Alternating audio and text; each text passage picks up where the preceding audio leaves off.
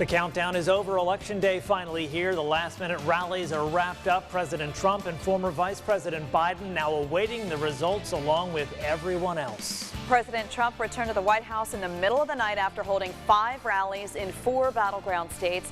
Today, he took a tour of the Republican Party offices just outside D.C. to thank campaign workers and volunteers. Joe Biden taking time out this election day to visit his childhood home in Scranton, Pennsylvania. During his stop, he signed the bedroom wall there, writing, "From this house to the White House, with the grace of God, Joe Biden, 11/3/2020. Pennsylvania, of course, a key swing state in this election.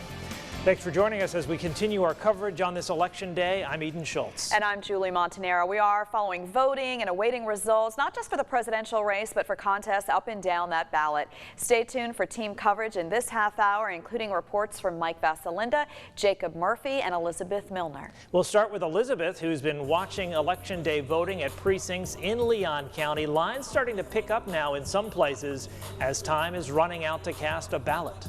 Elizabeth's live at the Tucker Civic Center in Tallahassee. And Elizabeth, how's it going there? Well, Eden, Julie, the lines, I thought for a moment were about to start picking up right now, but as you can see behind me, it's still running very smoothly as a lot of voters are still going in there with a couple of hours before the polls close today. Now, the lines during the day, not too busy, with a lot of voters just waiting in line for about 5 to 10 minutes. I stopped by the voting site over on Appalachia Parkway where voters can cast their ballot either in person or vote by mail.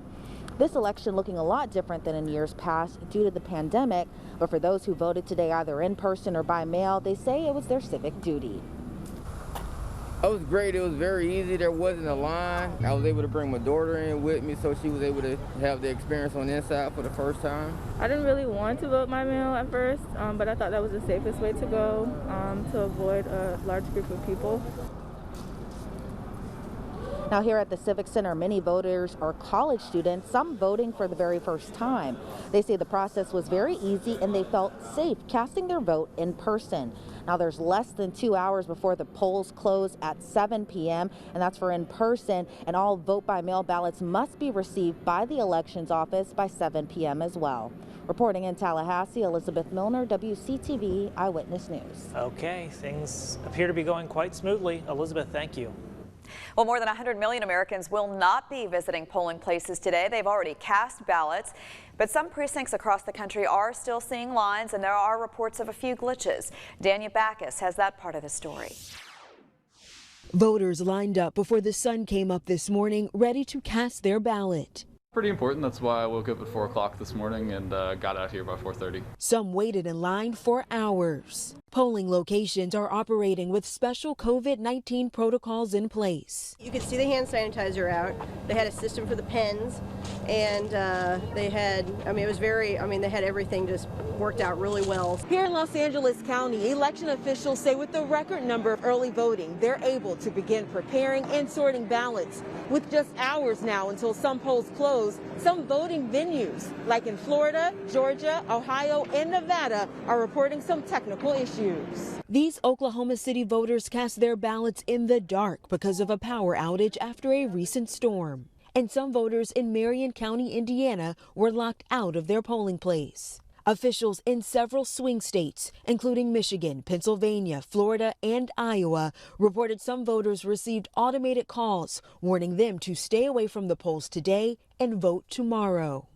Homeland Security officials say so far there is no evidence to suggest foreign adversaries have compromised any U.S. voting systems. We're not out of the woods yet, though.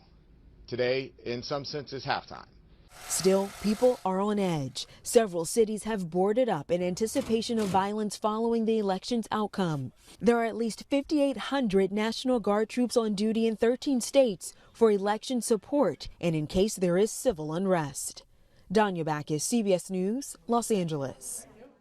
A federal judge is also ordering the post office to conduct a sweep of some of its processing facilities to make sure that there are no mail ballots being held up.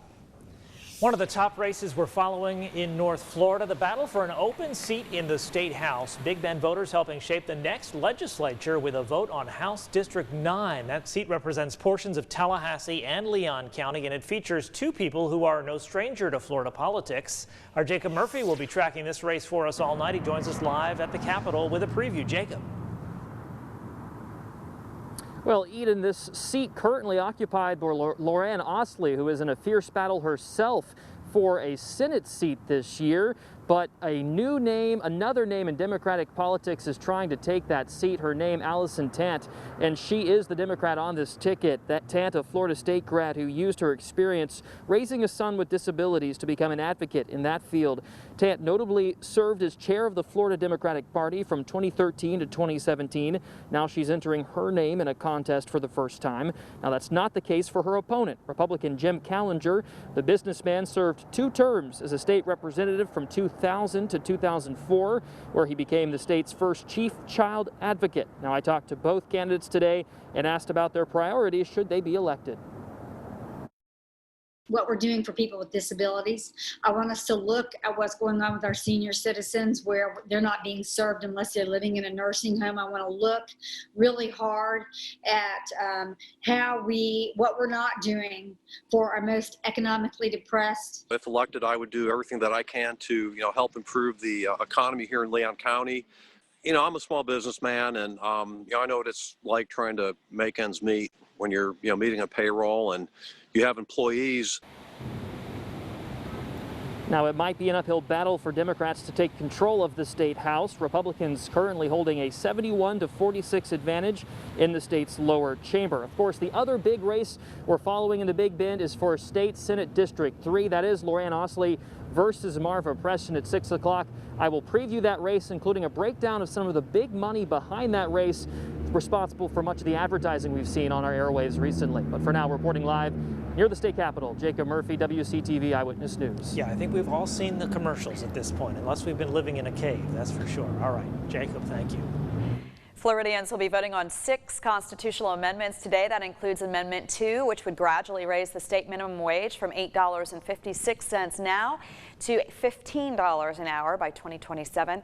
Amendment 3 would open Florida's closed primaries, allowing the top 2 vote-getters to face off in the general election regardless of their political party. And Amendment 5 would give residents an extra year to transfer their homestead exemption, boosting that from 2 years to 3.